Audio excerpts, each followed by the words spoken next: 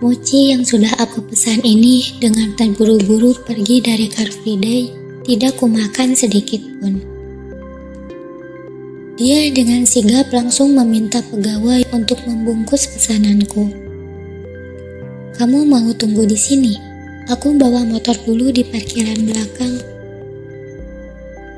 Aku hanya mengangguk kecil dan menuruti perkataannya. Aku juga sedikit pusing dan tidak memikirkan sopan santun untuk hanya sekedar menemani dia pergi ke parkiran. Dia tiba di depan dengan menggunakan motor besar berwarna hitam. Sekarang, aku tahu bahwa warna favorit dia ialah hitam. Dia cukup keren menggunakan motor itu. Ditambah dengan wajahnya yang tampan membuat kesan yang sangat mempesona. Di sepanjang perjalanan, kami hanya saling terdiam dan tidak ada yang memulai obrolan satu kata pun. Sangat terasa canggung di antara kami.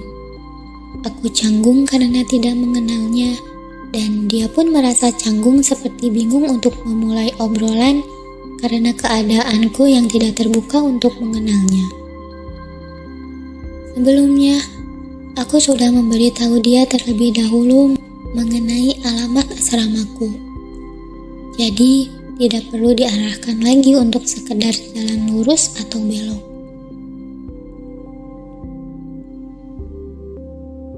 Kami berhenti sedikit lebih jauh di depan gerbang asrama. Karena asrama kami sangat ketat, jadi aku meminta dia untuk sedikit menjauh agar tidak diperiksa oleh satpam di sana. Kamu selama ini tinggal di asrama? Tanya dia dengan memasang ekspresi yang penuh heran. Ya, kenapa? Aku menjawab dengan nada yang terkesan malas. Nama perusahaannya apa? Dia bertanya kembali. Buat apa? Kali ini aku benar-benar malas untuk menjawabnya. Kamu kerja sebagai apa? Jurnalis. Minggu depan ketemu lagi ya. Banyak yang mau aku omongin. Kita bukan dua orang yang saling akrab. Aku bahkan gak kenal kamu. Aku kembali menegaskan. Alana, aku sebenarnya lihat kamu jalan buru-buru. Aku agak kaget kamu selama ini gak ada kabar. Tiba-tiba aku lihat kamu lagi sendirian di jalan. Aku ikutin, ternyata kamu masuk ke toko es krim. Kamu masih sama kayak dulu, anak. Suka es krim mochi rasa coklat. Aku hanya terdiam mendengar dia. Bingung antara harus bertanya kenapa dia kenal aku atau tidak percaya seperti tipuan pendekatan seorang lelaki. Aku langsung memberikan helm yang telah kulepas dan tak lupa untuk mengucapkan terima kasih. Langsung kutinggalkan dia dan berjalan ke asrama. Terlihat rasa kecewa dari raut wajahnya karena tiba-tiba aku pergi begitu saja tanpa mau berbicara lebih banyak dengannya. Ini merupakan hal yang wajar dilakukan oleh semua perempuan ketika ada laki-laki asing yang mengajaknya bicara seperti itu. Seolah-olah kenal dekat dan mengajak untuk bertemu kembali di minggu depan. Ini bentuk perlindungan diri. Setelah aku masuk, ku tengok lagi dia. Masih terlihat jelas raut wajahnya yang sangat kecewa. Dia memakai kembali helmnya dan pergi menaiki motornya itu dengan keadaan pasrah. Kok jam segini udah pulang, nak? Tanya Maya. Aku tidak mempunyai tenaga untuk menjawab pertanyaan kecil itu dan langsung kubaringkan badanku ini ke tempat tidur. Yang lain kemana, Mai? Aku bertanya kepadanya agar dia tidak merasa diabaikan. Tiba-tiba diminta beresin berita, biar besok bisa disubmit pagi. Dulu, aku pasti kesal jika ada hal yang seperti itu. Tapi sekarang, rasanya lebih baik lembur daripada berhadapan dengan situasi barusan. Habis jalan-jalan kemana sih nak? Kok kayak capek banget?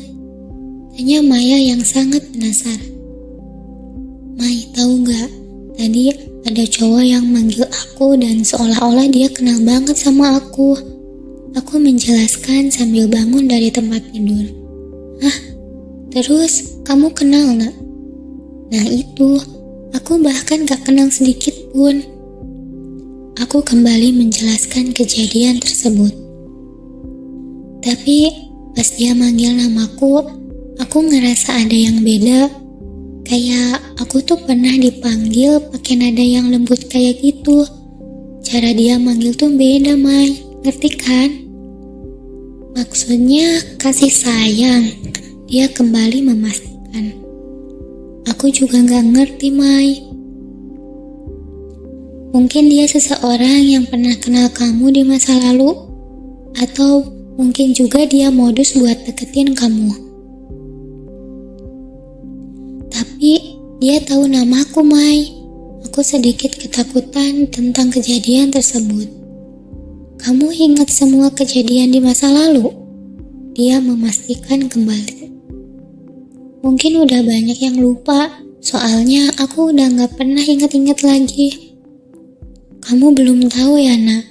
Semua karyawan di sini gak ada yang ingat masa lalunya.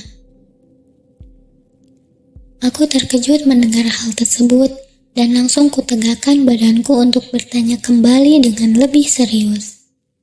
Ah, termasuk kamu juga, Mai? Iya. Aku benar-benar terkejut dan ini tidak masuk akal. Aku kira hanya aku yang tidak ingat karena memang aku pelupa dan berniat ingin memulai hidup baru. Kebingunganku makin bertambah dan kepalaku makin sakit.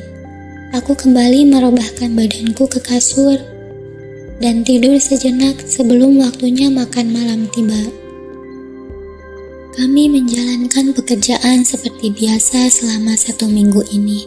Tidak ada yang spesial, tidak ada berita yang menghebohkan, dan tidak ada deadline yang menyesakkan. Dalam 1 minggu ini, kami menjalankan hari-hari dengan cukup santai. Besok kalian mau kemana? Tanya Salsa ke kami yang sedang duduk berkumpul di kantin sambil makan malam dengan nasi goreng dan teh hangat. Aku lebih suka tidur daripada keliling kota ini, jawab Maya. Aku juga, Diana menambahkan. Aku mau baca buku sambil tiduran atau duduk di taman. Pokoknya baca buku seharian. Salsa ikut menjawab pertanyaannya sendiri. Aku biasa keluar jalan-jalan. Loh, nak, hati-hati loh. Nanti ada yang ikutin lagi, jawab Maya. Atau salah seorang dari kita ada yang nemenin. Diana memberikan ide agar kejadian sebelumnya tidak terjadi kembali. Jangan, aku aman kok. Lagian, dia kayak bukan tipe orang yang mau jahat juga. Wajahnya gimana, nak? Tanya Salsa. Ya, ganteng. Wah, terus. Salsa semakin ingin tahu lebih banyak. Tinggi, kulitnya agak putih kalau dibandingkan sama cowok lain. Rambutnya bergaya mulet dan berwarna hitam. Ganteng mana sama Arjun? Tanya Maya sambil membandingkan. Gak bisa dibandingin, semua ada ciri khasnya masing-masing. Emang dia ciri khasnya apa? Tanya Diana.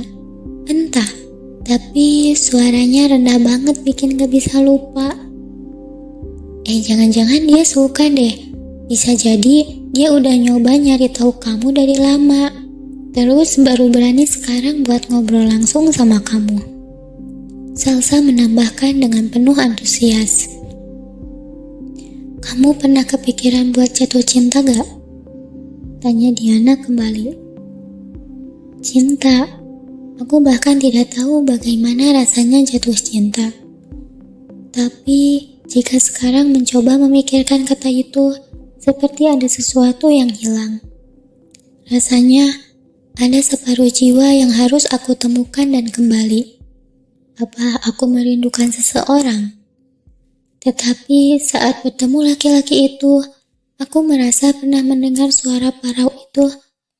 Tapi di mana? Apa suara seperti itu familiar? Apalagi sorot matanya yang tajam. Saat aku tiba-tiba pergi meninggalkan dia, sorotan setajam itu berubah menjadi layu, penuh dengan kesedihan dan kekecewaan.